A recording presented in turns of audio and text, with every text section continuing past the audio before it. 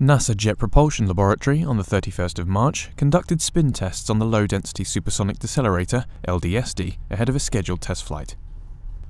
The LDSD is a transportation vehicle made of various devices currently being tested to transport heavier payloads to Mars. Among the devices that will be tested are two pressure vessels called Supersonic Aerodynamic Decelerators, or SIADs, and a parachute capable of slowing down vehicle entry from supersonic to subsonic speeds. The test was only the beginning in a series to be conducted on the LDSD to confirm its capability to transport heavy cargo.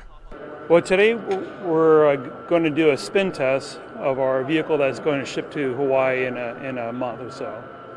So this is testing the balancing of the vehicle. When it flies, we want it to be stable, so we put it on a spin table and just verify everything is the mass properties are as we expected. The goal of the team is to create a vehicle that can transport heavier rovers to Mars and, in the future, carry supplies to astronauts stationed on the Red Planet. The vehicle must be able to safely decelerate from supersonic speeds to subsonic speeds in a low-density environment, such as Mars's atmosphere. Well, the program itself is demonstrating new technologies to allow us to land heavier objects on Mars. So we're testing brand new parachutes that are twice as large as what's been flown before, and a supersonic aerodynamic decelerator, which is like a larger heat shield that goes around the heat shield that slows us down faster so we can land heavier objects on Mars. But potentially we can use the parachute right away on a near-term mission to land a heavier rover on Mars.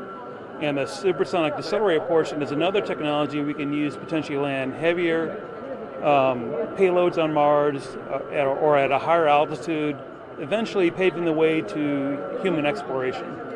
While it's not clear when LDSD will make its first trip to Mars, Deputy Flight System Engineer on the LDSD project, Martin Greco, says it's likely the technology used in this project will be implemented for future space travel. A test flight will be conducted at the Pacific Missile Range Facility in Hawaii on the 2nd of June.